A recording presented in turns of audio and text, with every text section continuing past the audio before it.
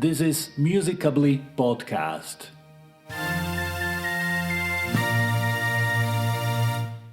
Welcome back. I'm Paulo Becca and this is Musicably, where we explore why music is not something you consume, it is something you do.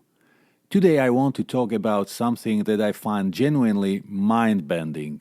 And I promise, by the end of this episode, you will never sit at your computer the same way again. Here is the question I want to start with.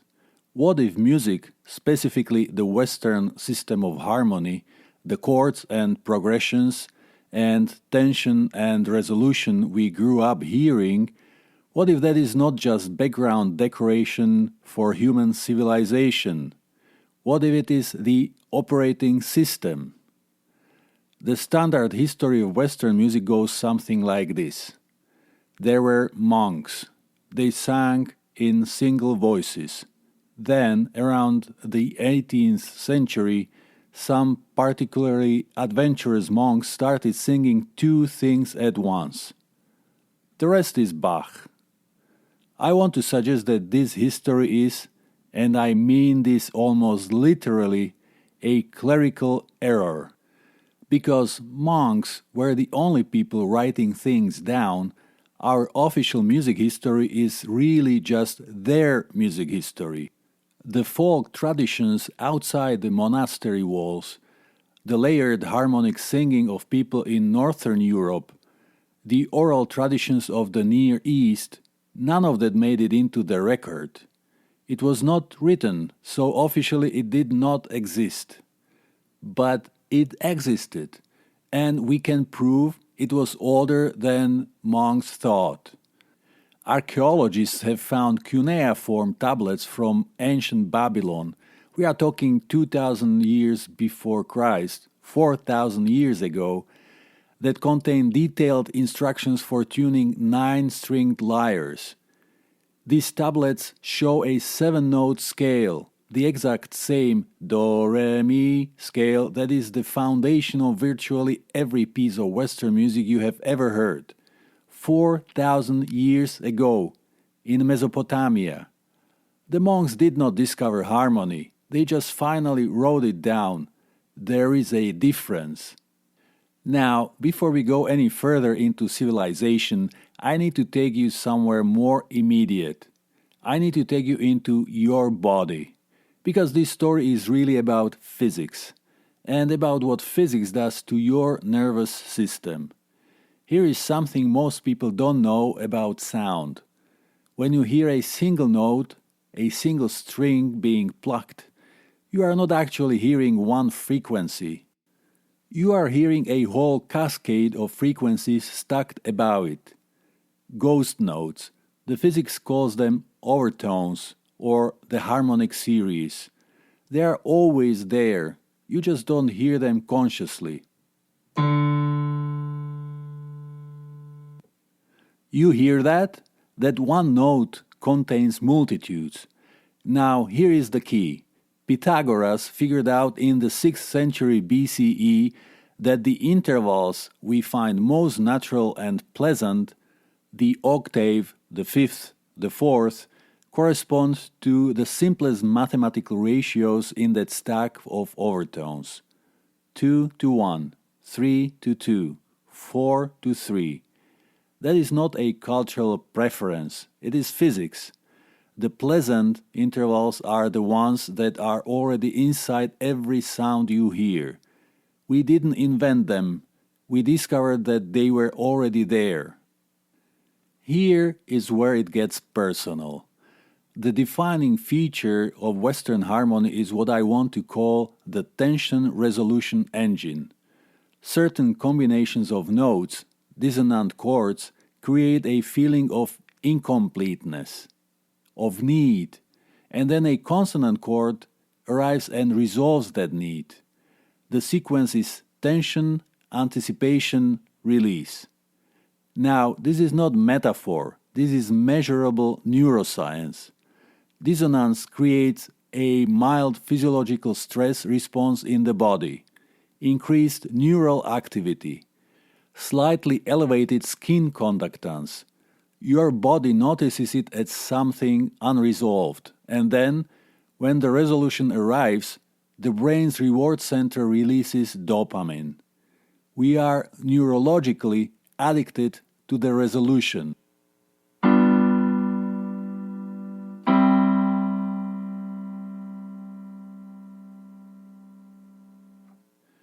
You felt that, right? That little sigh of relief? That is dopamine. That is 4,000 years of harmonic software doing exactly what it was designed to do. What this means is that the Western harmonic system is, at its core, an emotions engine, not in a vague poetic sense, in a literal physiological sense. It is a machine for moving emotional states through the body toward rest. When you sit with music that takes you through darkness and brings you home, you are not just having an aesthetic experience.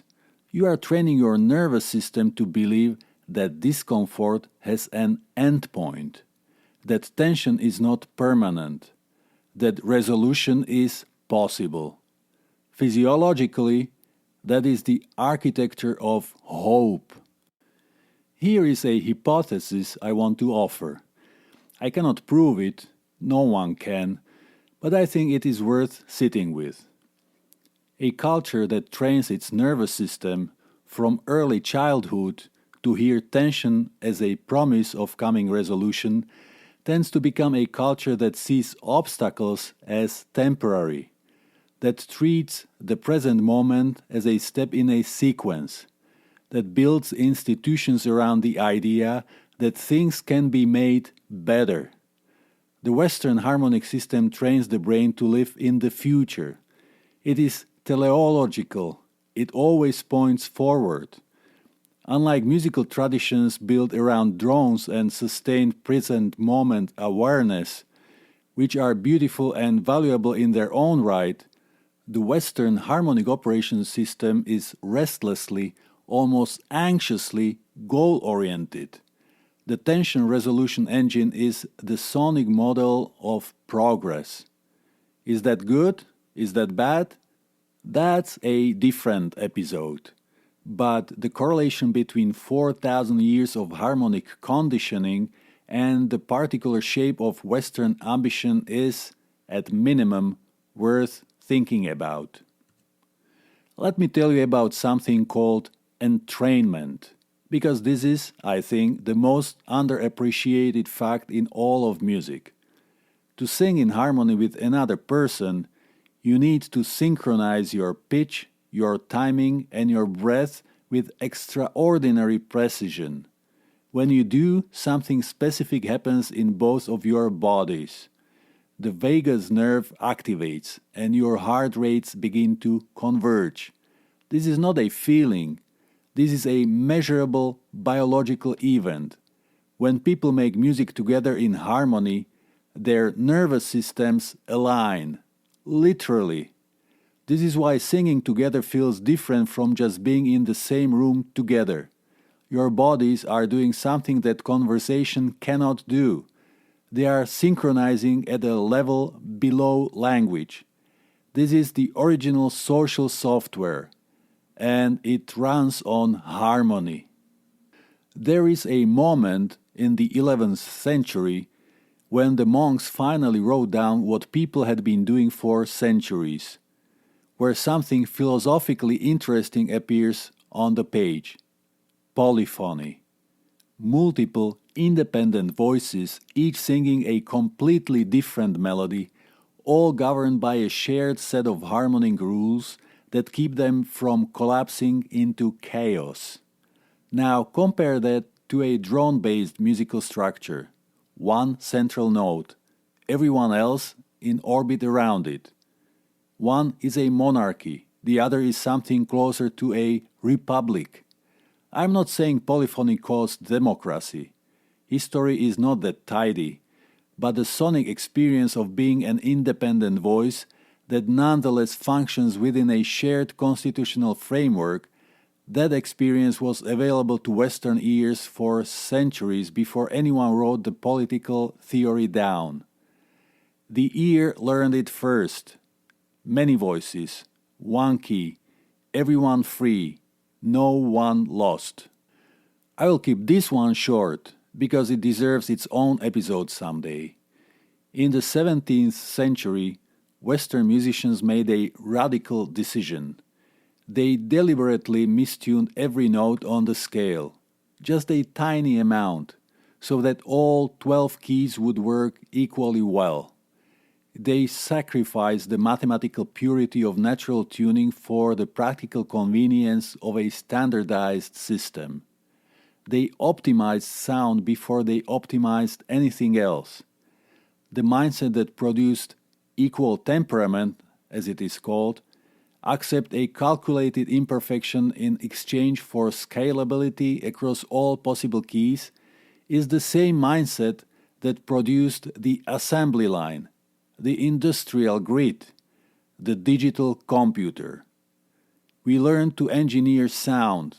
Then we engineered the world in its image. I want to end with something that I think is the most important part of this whole story. In the early 20th century, composers like Arnold Schoenberg did something without precedent in 4,000 years of Western music. They removed the resolution, deliberately, systematically. Atonality, music that moves through tension without ever finding its home, was a philosophical statement. The old harmonic contract was broken. The promise that dissonance would resolve was no longer on the table. Now, I'm not saying atonal music caused the world wars. That would be absurd. But I want to point out the timing.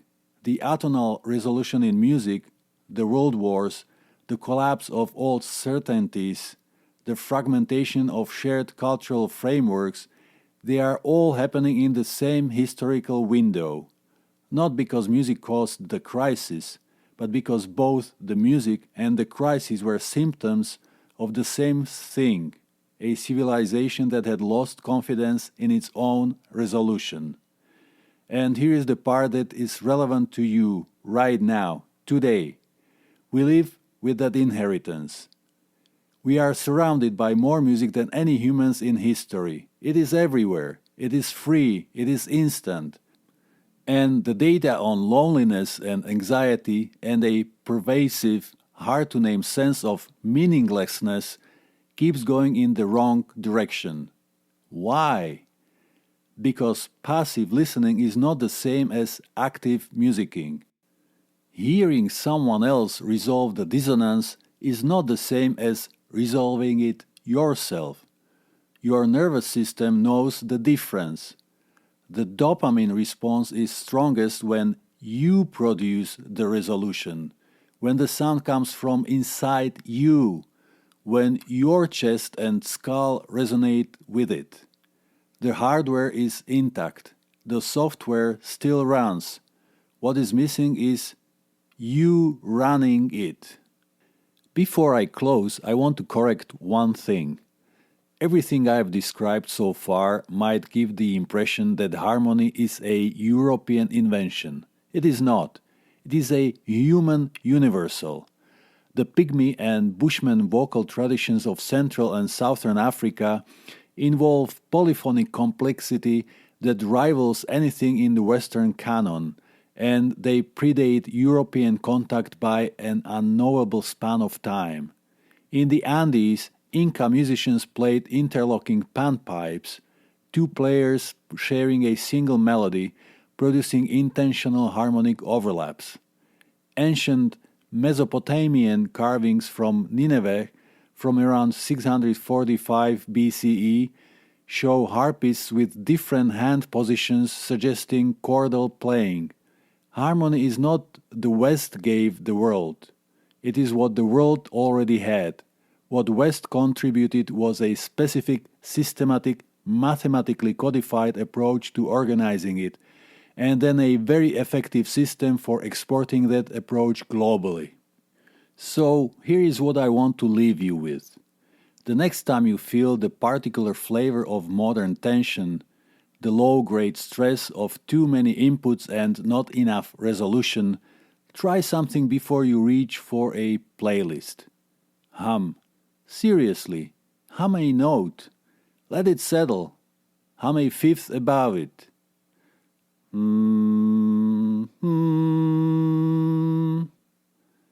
That is your vagus nerve activating. That is your body running the resolution it has been designed to seek for 4,000 years.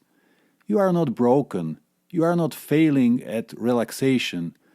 You are running legacy software in a world that forgot to include the user manual. This is why I built Musicably. Not to teach music theory, not to make you a musician in the performance sense, but to help you pick up the manual, open the application, and remember that the most powerful wellness technology in human history is not on any app store. It is in your throat. It is in your hand. It is in the sound you make when you stop listening and start singing. That is it for today.